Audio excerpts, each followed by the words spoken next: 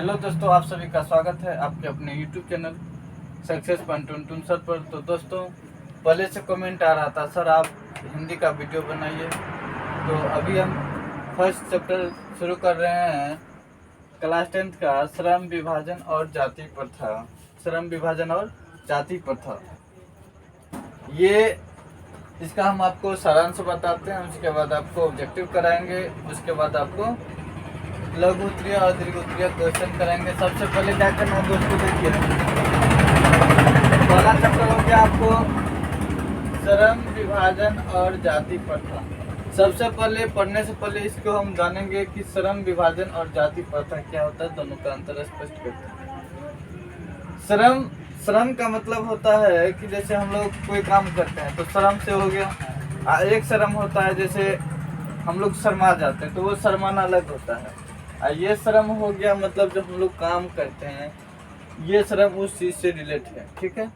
और विभाजन, ये भीमराव अंबेडकर जी जो इसको लिखे हैं, श्रम विभाजन और जाति प्रथा। तो श्रम विभाजन का मतलब हुआ कि लोगों को उसके काम के आधार पर बांट दिया गया, ठीक है। तो उसी को लिखे हैं श्रम विभाजन और जाति प्रथा। जाति प्रथा क्या होता था, जैसे कोई यदि लाला का है बेटा या शर्मा जी का है तो वो उसका काम है क्या, बढ़ई है, वो कपड़ा मतलब जो धोबी है वो धोबी का काम करेगा। जो शर्मा जी है वो क्या करेगा, बढ़ई का काम करेगा। मतलब क्या, जाति प्रथा ये एक तरह से हमारे समाज में एक कुरीतियां फैला हुआ था और ये श्रम विभाजन लोगों को उसके काम के आधार पर बांटा था, जिसके कारण हमारे बाबा साहब भीमराव अम्बेडकर क्या किए, इसके विरुद्ध क्या किए थे, आवाज़ बुलंद किए थे। तो उसी के बारे में हम लोग पढ़ने वाले हैं। तो सबसे पहले देखिए आपको आएगा श्रम विभाजन और जाति प्रथा। हमेशा हम टारगेट रखे हुए हैं 10th का। तो श्रम विभाजन और जाति प्रथा पूछेगा क्या है, पहला क्वेश्चन यहाँ से बनेगा, निबंध है, एकांकीय है, क्या है, क्या है, निबंध। श्रम विभाजन क्या है, निबंध है। पहला क्वेश्चन यहाँ से बनेगा, आपको विकल्प में दिया रहेगा कहानी, एकांकी, निबंध, इनमें से कोई नहीं, तो आप मारिएगा निबंध में। और श्रम विभाजन और जाति प्रथा को किसने लिखा, डॉक्टर भीमराव अम्बेडकर, डॉक्टर भीमराव अम्बेडकर, ठीक है। तो सबसे पहले श्रम विभाजन और जाति प्रथा का हम लोग लेखक परिचय जानेंगे कि संविधान का जो जनक था, निर्माता जो था हमारे डॉक्टर भीमराव अम्बेडकर जी। इसको बाबा साहेब भी कहते हैं, संविधान का जनक भी कहते हैं। और भीमराव अम्बेडकर का जन्म जो हुआ है 14 अप्रैल 1891 में हुआ। ये मध्य प्रदेश के महू में, कहीं कहीं लिखा हुआ रहता मऊ, ठीक है ना, बात एक ही हुआ, ठीक है ना। ये मऊ का है, मध्य प्रदेश का एक जिला है जहाँ पे हुआ था जन्म इसका। और बाबा साहब भीमराव अम्बेडकर ये महान जाति के थे, जिसको हम लोग नीच दृष्टि से देखते हैं, ढोंग करते हैं। ये एक दलित परिवार से बिलोंग करते थे। आगे है उसके माता का नाम भीमाबाई थी। भीमराव अम्बेडकर की माता का नाम भीमाबाई थी और पिता का नाम रामजी सकपाल थी। क्वेश्चन यहाँ से बनेगा कि बाबा साहब भीमराव अम्बेडकर का माता का क्या नाम था, विकल्प में दिया रहेगा Ramabai, Bhimabai, Ahilyabai, none of the. तो आपको मानना है भीमाबाई। फिर अगला क्वेश्चन बनेगा यहाँ से, पिता का नाम क्या था, बाबा साहब भीमराव अम्बेडकर के पिता का क्या नाम था, तो रामजी सकपाल थे। या रामजी सकपाल कौन थे, तो डॉक्टर भीमराव अम्बेडकर के पिता।